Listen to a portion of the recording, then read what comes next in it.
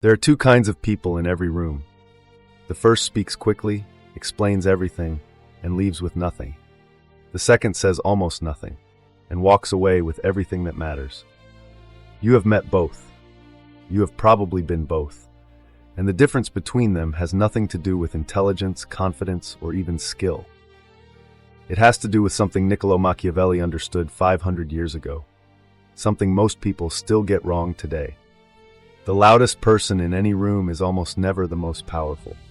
They are the most exposed. And the quiet one watching from the edge of the conversation, they are the one no one can touch. There is a game being played around you every single day. It happens in meetings, in friendships, in families, in casual conversations that feel harmless on the surface. Someone makes a comment that lands just slightly off-center, a question that feels like a test, a silence that lasts a beat too long, a compliment wrapped around something sharp. These are not accidents, they are moves, and the people making them are not always enemies. Sometimes they are colleagues. Sometimes they are people who claim to care about you. Sometimes they are people you trust. What makes them dangerous is not cruelty. It is precision. Dirty players, the ones Machiavelli studied in the courts of Renaissance Italy, do not win through force. They win through reaction. Your reaction. The moment you feel the need to defend yourself, explain your intentions, or prove that you are right, the power has already shifted. And it shifted because you gave them exactly what they were looking for. Machiavelli did not invent manipulation. He simply described what he saw. He watched diplomats, generals, and princes navigate one of the most dangerous political landscapes in human history, 15th century Italy, where a single misread conversation could end a career or a life. And the pattern he noticed again and again was not about strength or strategy in the way most people imagine. It was about restraint. The rulers who survived were not the ones who spoke the most persuasively. They were the ones who revealed the least. They listened longer. They responded slower. They let others fill the silence with their own anxieties, ambitions, and mistakes. Cesare Borgia, the figure Machiavelli studied most closely, was feared not because of what he said, but because no one could predict what he would do next. His silence was a wall. His calm was a weapon. People projected their own fears onto him because he gave them nothing real to read. This was not coldness. It was calculated stillness. And the mechanism behind it is something modern psychology has confirmed. When you remove emotional feedback from an interaction, the other person loses their ability to calibrate. They cannot tell if their approach is working. They cannot tell if you are threatened, indifferent, or preparing a response they have not anticipated. That uncertainty is the most disorienting force in any human exchange. Most people think power comes from saying the right thing at the right time. Machiavelli understood something deeper. Power comes from making others uncertain about what you know, what you feel, and what you are willing to do. And that uncertainty begins with one decision, the decision to stop reacting. Here is what no one tells you about dirty players. They do not need you to lose. They just need you to move first. Every reaction you give is information. Every explanation is a map.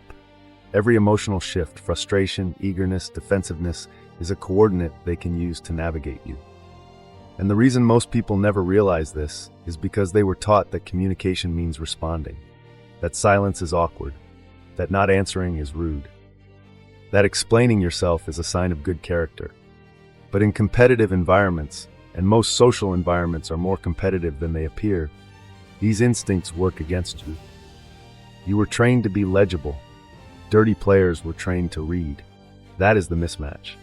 And it is the reason you walk away from certain conversations feeling drained, confused, or vaguely defeated, without being able to point to the exact moment it happened. It happened when you reacted. It happened when you explained something no one asked you to explain. It happened when you let their timing become your timing. And until you see that pattern clearly, it will keep running. Tell me in the comments, when was the last time you walked away from a conversation feeling like you lost ground, but could not explain how it happened? Write it below. You do not need to have it figured out. Just name the moment. Subscribe if you want to keep going. What comes next changes how you see every interaction. Most people think silence is the absence of communication. It is not. Silence is the most aggressive form of listening that exists. When someone makes a calculated remark, a subtle challenge, a veiled insult, a question designed to destabilize, the expected response is immediate. Defend, clarify, react. That expectation is the entire foundation of their approach. But when you say nothing, something strange happens. The pressure does not disappear. It reverses direction. They made a move. You did not respond. Now they are sitting inside the tension they created, alone with it. And the human mind cannot tolerate unresolved social tension for long. So they fill the space. They repeat themselves. They add details they did not plan to share. They explain motivations they intended to keep hidden. They escalate, not because they are stronger, but because they are uncomfortable. What began as a test becomes an exposure. This is not theory. This is observable in every boardroom, every negotiation, every relationship where one person understands the weight of a pause and the other does not. Silence removes the feedback loop that manipulators depend on. Without your reaction, their strategy has no data. Without data, they cannot adjust.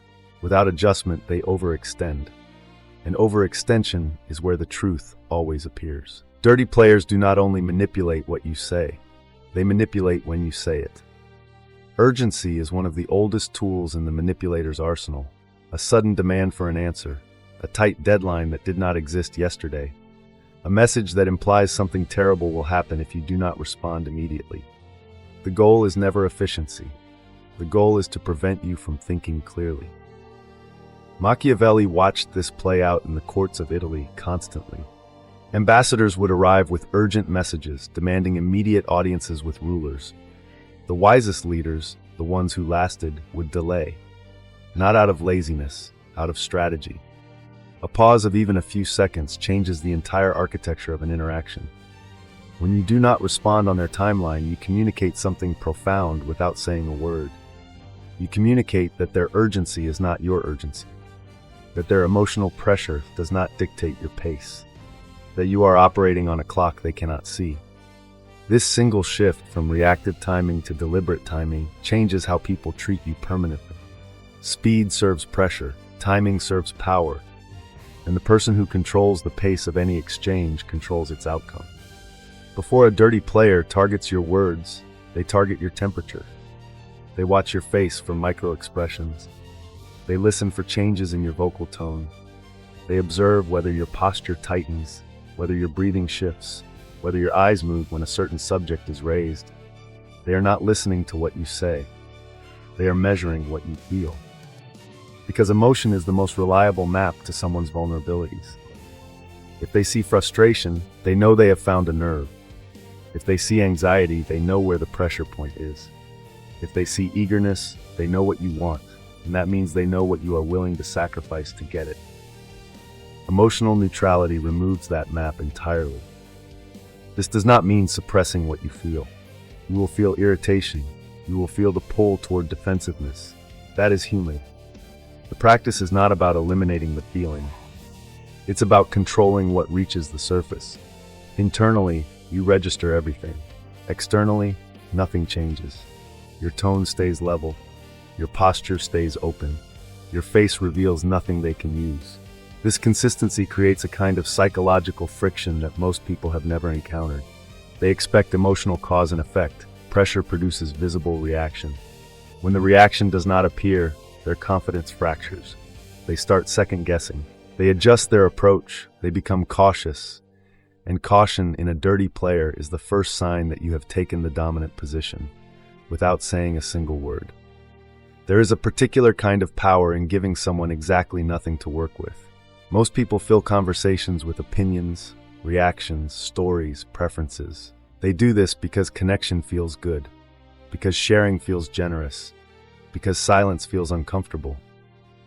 But every piece of information you volunteer is a tool someone else can use.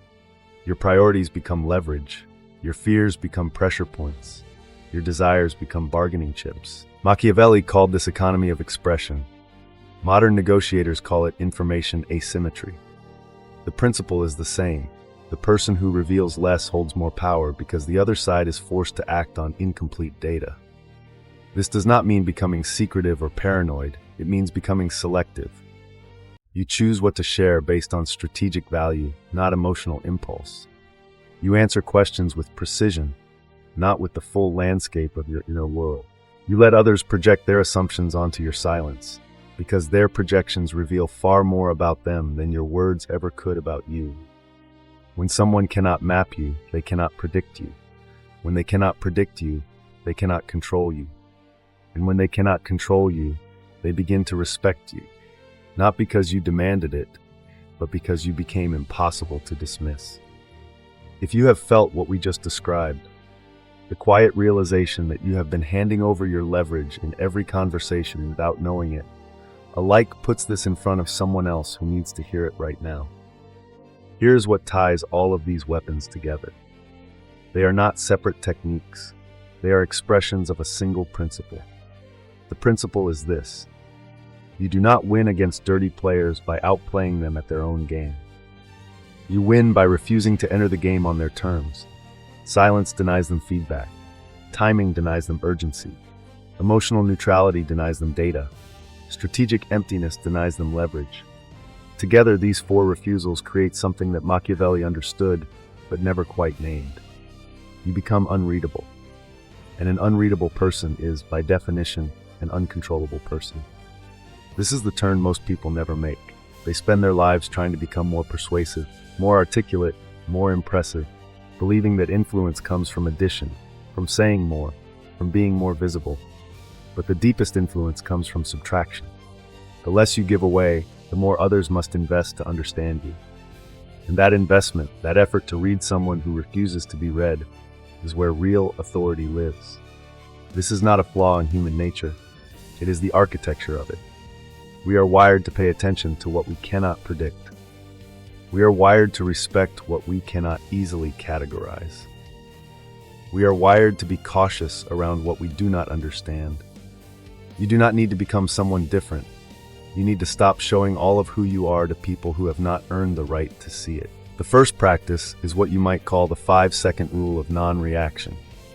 The next time someone says something designed to provoke you, a loaded question, a subtle challenge, a comment that feels like a test, do not respond for 5 full seconds. Not because you are planning your answer, because you are watching what happens in the space. Watch their face, watch their posture. Notice whether they repeat themselves, add unnecessary detail, or shift their tone.